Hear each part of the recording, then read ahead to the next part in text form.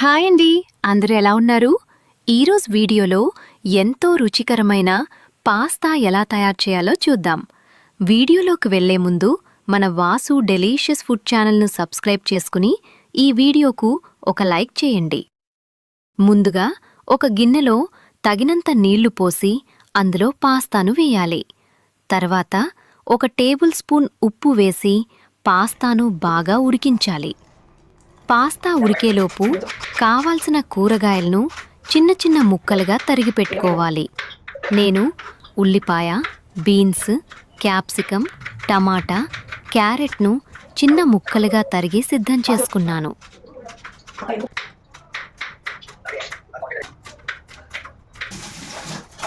ఇప్పుడు ఒక కడాయిలో తగినంత నూనె వేసి వేడి చేయాలి.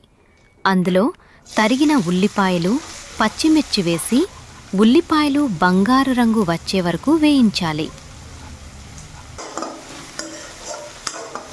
తర్వాత తగినంత ఉప్పు, కొద్దిగా పసుపు వేసి బాగా కలపాలి. ఇప్పుడు తరిగిన బీన్స్, క్యారెట్ ముక్కలు వేసి బాగా వేయించాలి. ఆ తర్వాత క్యాప్సికం వేసి మరో 2 నిమిషాలు వేయించాలి.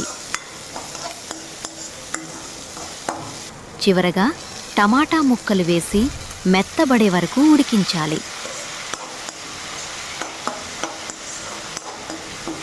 ఇప్పుడు తగినంత కారం పొడి వేసి కలపాలి.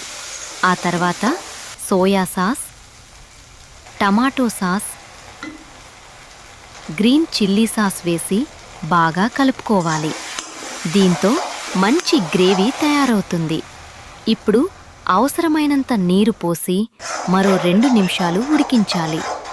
గ్రేవీ సిద్ధమైన తర్వాత ముందుగా ఉడికించి పెట్టుకున్న పాస్తాను అందులో వేసి గ్రేవీ మొత్తం పాస్తాకు బాగా పట్టేలా కలుపుకోవాలి.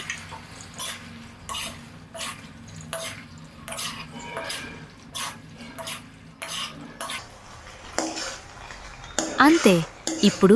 ఇప్పుడు వేడివేడిగా సర్వింగ్ బౌల్లోకి తీసుకుని సర్వ్ చేసుకుంటే ఎంతో రుచికరమైన టేస్టీ పాస్తా రెడీ.